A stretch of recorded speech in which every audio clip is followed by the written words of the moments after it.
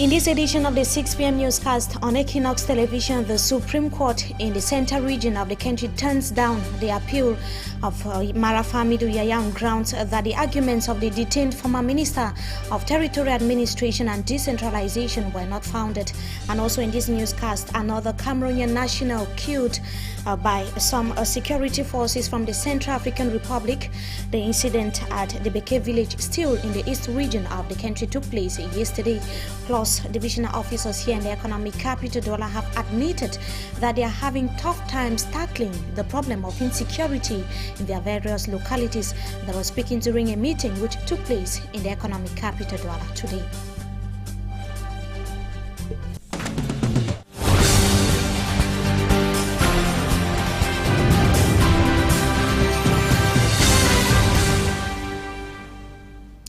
Good evening to you viewers. We thank you so much for joining us in this edition of the 6 p.m. newscast on Equinox Television. Let's begin right away here in the economic capital Douala. As we announce in the headlines, divisional officers in the littoral region have been reminded of their duties to maintain public order, preserve human rights, and also resolve land disputes. This was during a capacity building seminar or meeting which took place at the regional governor's office, Joseph Betiasomo. For Hansen Chanji tells us more in the following report. Sporadic eruption of inter-ethnic violence often arise as a result of land conflict. Public disorder is becoming on the rise in some towns, and violation of human rights has been recurrent. There have also been spontaneous attacks in some Cameroon borders. These are some of the preoccupations of the Ministry for Territorial Administration and Decentralization. An area which suffers from such conflicts is Manoka Subdivision. The divisional officer revealed that there exists a cold war among fishermen as both are fighting for space.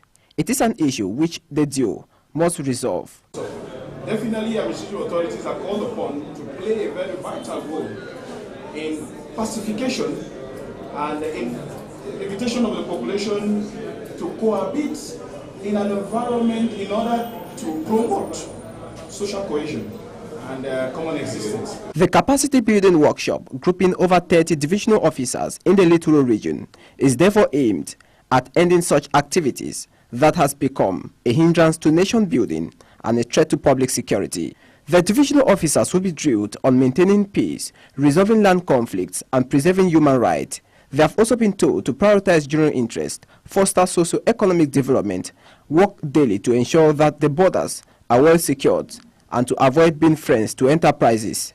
Generally, we find different forms of conflict, especially within our frontiers with our brother nations. Such border conflicts are, of course, caused by human mutations. At the end of this capacity building workshop, the divisional officers are expected to put to practice what they've learned based on the recommendations. That is to say, administrative authorities who are now managers, who are conflict resolution experts. That was here in the economic capital Douala today, and the question is, how secured are Cameroonians when their borders continue to be attacked, especially by rebels from the Central African Republic?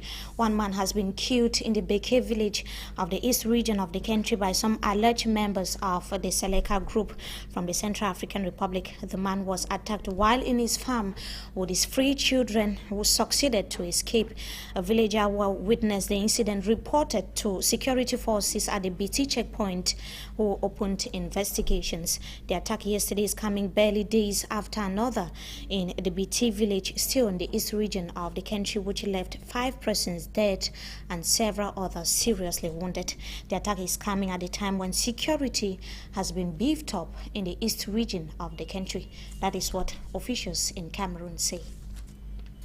Now, security forces here in the economic capital Douala today prevented a political activist, that is Mbwa Masok, from holding a press conference. He organized the press conference alongside the Pan-African Foundation of Heroes and the Martyrs, that is known as FOPAT, which intended to present a brochure he had written in the foundation or on the refoundation of the UPC political party.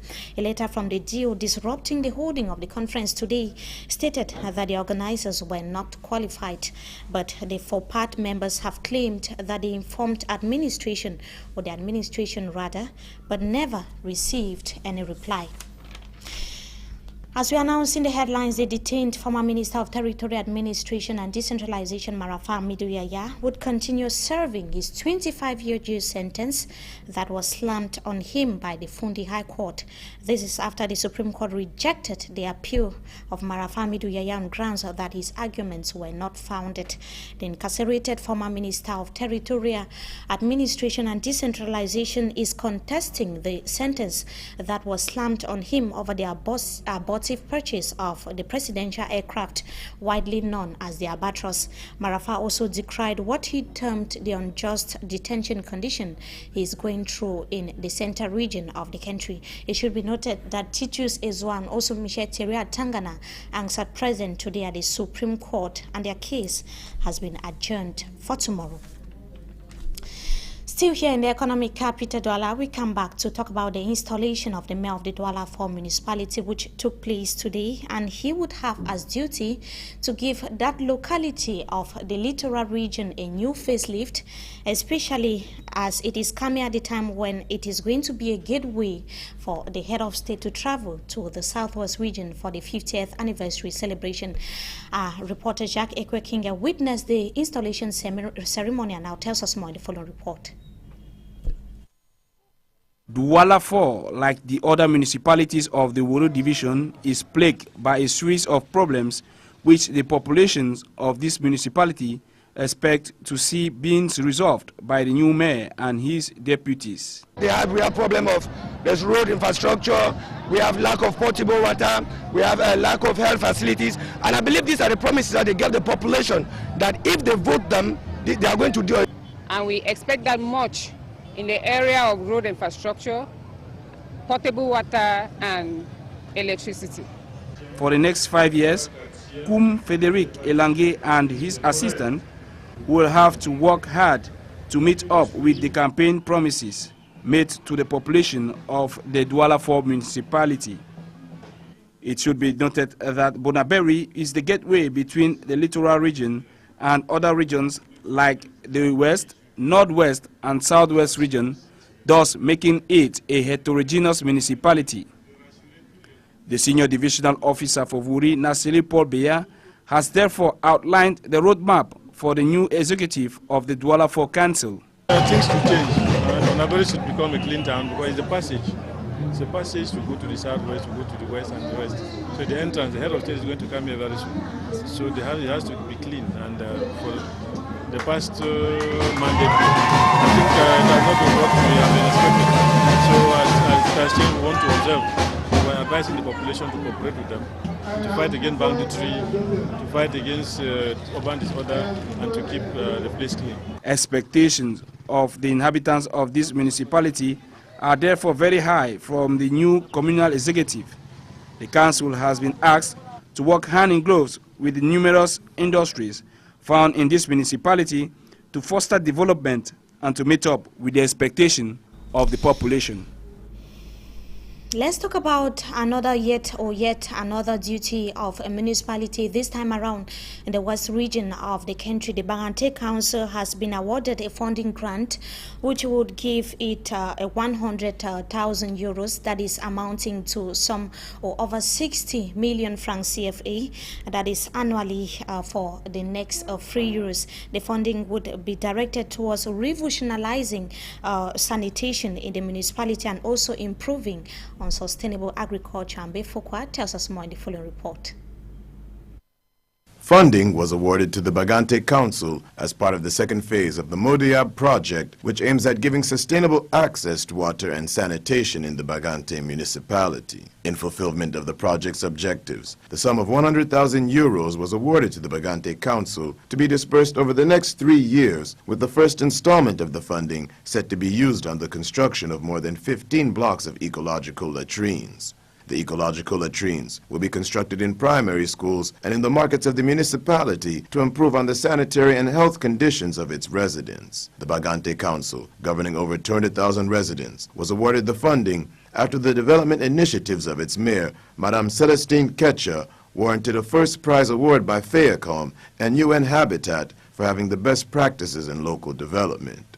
Dominique Roblin, First Deputy of the Brie of Marne in France City Council and a member of the Board of Directors of the French Sanitation Service representing the funding partners, noted the financial support would not only go towards sanitation, but also would be used for the purchase of land necessary for the construction of a wastewater treatment center. Under the project, an extensive underground piping network will be set up to prevent the seepage of contaminated water into other underground water sources by collecting and depositing it in the Center for Extraction of Minerals and Treatment. The terminal process will lead to obtaining natural fertilizers that will boost and optimize the agricultural output of the municipality by providing affordable fertilizer to farmers. The project, which will be concentrated in the West region and also extend into the Center region, is done with the hopes of establishing a model which can be duplicated throughout the African continent. From that report there from the West region of the country with Ambe Fokwa, we take you right away to news out of our national boundaries. Media reports in Egypt say a German journalist has been kidnapped in Cairo, that is in Egypt. Ahmed Abdel Assad, an Egyptian-born German national, had received death threats in recent months after publishing an ideological views of a politician. Let's have the details of that report with the Dutch Welle TV. Ahmed Abdel Samad could walk around freely at home in Germany. In Egypt, Samad usually went out escorted by bodyguards. But last Sunday, he went out alone to Cairo's Azhar Park. No one has heard from him since. His brother, Mahmoud Abdel Samad, fears the worst. He believes Samad was kidnapped. Hamed's bodyguard called me yesterday at 5 o'clock. He said he had spoken with Hamed on the phone. Hamed told him that a black car was following him. Hamed's cell phone went offline 15 minutes after that. Abdel Samad was an outspoken critic of Egypt's Muslim Brotherhood and the ideology of political Islam. He described Egypt's political crisis on a DW German newscast last July. In June, Samad publicly accused the Muslim Brotherhood of religious fascism. Radical party members responded with threats. Some demanded Samad be put to death. I take the threats seriously, but afraid is a big word. If I were afraid, I wouldn't be speaking with you right now. I would stop writing. I would stop going out in public. Samad stood by his political convictions and journalistic integrity. The search to find him has just begun. Still out of Cameroon, thousands of people have taken to the street protesting in Thailand. The demonstrators are voicing their discontent on the controversial plan of an amnesty bill that may allow the return of the brother of the Prime Minister to the country. Details in the following report. Demonstrators celebrated after a show of strength on Monday. They forced their way into two major government compounds, the Ministries of Finance and Foreign Affairs. The protesters called on civil servants to join the rallies. Some of the tens of thousands of demonstrators clashed with police earlier in the day. The opposition accuses the government of corruption. Protest leader Suthep Thaugsuban, a former deputy prime minister, is calling on supporters not to give up the fight. I invite protesters to stay at the finance ministry overnight. I urge other protesters to do the same and to seize other government buildings and offices around the country. Thailand's government has invoked a special security law that gives police the right to block traffic routes, impose a curfew, ban gatherings, and carry out searches. I have insisted that the government does not use violence against the people. Our response to the demonstrations will be in line with international norms. Police are allowing demonstrators camped out at the ministries to stay the night, but it's unclear how long the government's patience will hold. And that brings us to the end of this segment of the news. Up next is Talking Point.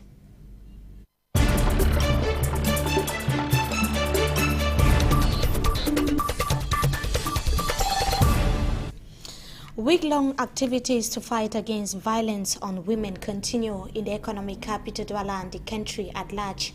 Our guest tonight is a delegate of the Women's Empowerment and the Family here in the economic capital Douala, precisely that of the Douala II municipality. Good evening to you, Mrs. Tamsa Louise Florence. Thank you so much for joining us tonight on Talking Point. Good evening, my dear. Good evening, televiewers. We should be thanking you for coming. Like Ayla indicated, a 16 days sensitization campaign on the violence or on the fight against violence on women started that is some few days ago here in the economic capital Douala and also the country at large to see how or seek ways of preventing violence against women. So what, to begin with, what is violence? When we are talking about violence against women, what do we mean? Well, we have violence is anything that somebody does to prevent another person to enjoy his rights. It can be psychological, it can be physical. And we have many categories of violence. We have domestic violence, we have economic violence, we have all other sorts of violence. But I cite these two because they are much more common in our country. For the case of women, to be more precise, in what aspect of life in the society do we see them actually, do we see their rights actually violated? Their rights are violated in their families, because just stopping a daughter from going to school is just a first violence. Their rights are violated by their father, they are violated by their husbands, they are violated by their partners, they are violated by the neighbor in the quarter, they are violated at their job site, either by the boss or some colleague, they are violated in the market when they are selling. But just to say, I want to point this out, they are not violated only by men, they are also violated by women themselves. I should note that facts and figures from some feminists here in the economic capital Douala and also in the country is indicating that a good number of women or majority of women, their rights have been violated. And so far, what could provoke, and the number keep increasing on daily basis, on yearly basis, what could be the reason? What could be the reason for this rising phenomenon? Yeah, in fact, I want to say that violence started since even before we were born. But the increase now is we have, the reason comes from poverty, the reason comes from culture, the reason comes from religion, the reason comes from everywhere that people see that they can stick to this type of reason to perpetrate their violence. But violence originally is the unbalanced power between a woman and a man. That unbalanced power can be justified by the society, the way the society take their decision, the way they see the women, can be justified by the religion, the position that the religion gives to the woman in the society. It can even be justified by the institution, because we know that even around us there are some laws that are not favoring women. So anything can happen to justify any violence, provided the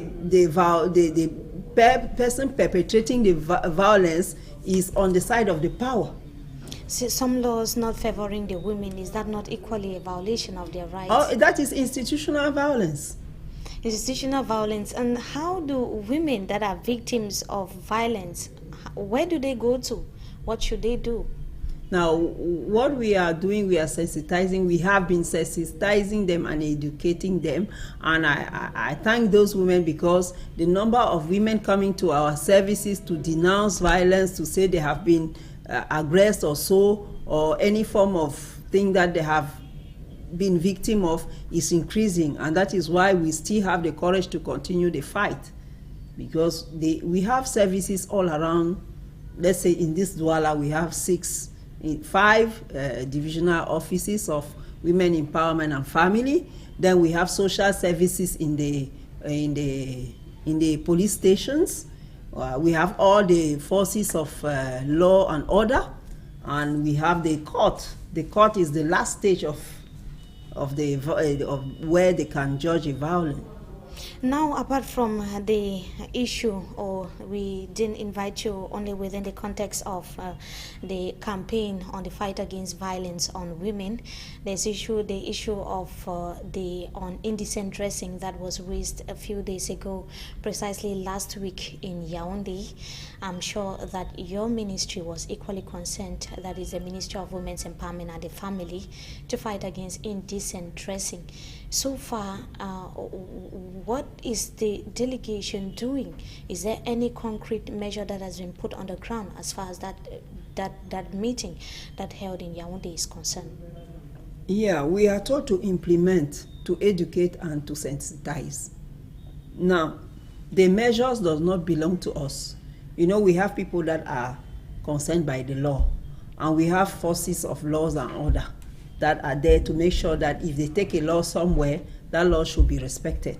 We are on the part of sensitizing the girls, sensitizing even the boys, because we started by the girls, but we know that all our youngsters are being influenced by all these images, all these stars and all the rest, and they think that it is the good way of, showing up. So we are on the field. We started it on the 21st, because on the 20th we were with the right of the promotion of the right of the child. So we started it on the 21st. We have already done the literary part, that is, we send letters to the schools and to the different representatives of all those institutions to tell them we are coming. We are coming to talk. We are coming to explain. We are coming to let these youngsters understand why we are saying that this way of wearing, this way of clothing is not good. Which one is not proper? Which way of dressing is not proper? Well, you know that when you walk, I want to remind us that we are in an African context. And when in the African context, when you walk around almost naked, they see that you are a crazy person. That is in our culture. Once you walk out almost naked, you are looked upon as somebody who is no more very well in the mind. And now we see that these girls, they wear dresses whereby they are not even able to move. Because I just take the common example that even you, the medias, have been taking around, the short skirt. Those girls wear these short skirts, and once a pen falls down, they cannot bend down and pick it. What is the need of wearing something that will even disturb you in your movement?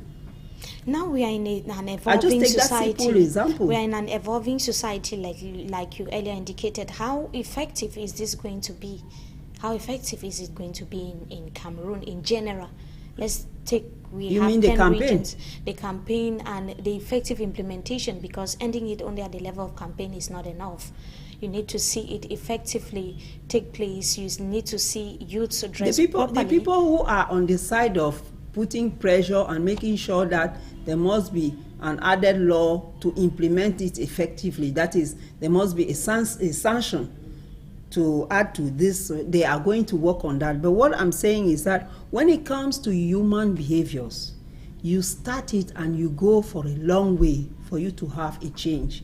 We are talking now on violence. It's not very long that we started seeing women having the courage to come and denounce what they are going through in their marital homes, in the market, in their jobs. It took a time, but we started somewhere, and that is what we are doing now. We are starting somewhere, and it will take time. Of course, there will be oppositions. Of course, there will be even a way of turning it as a joke and as something as if people don't have other thing to do. But we know that we are going to get to a point where people will understand that if I really want to be a respectful leader, because that is what we are thinking for our youngsters, I have to dress in a way that when somebody looks at me, I attract respect from the person.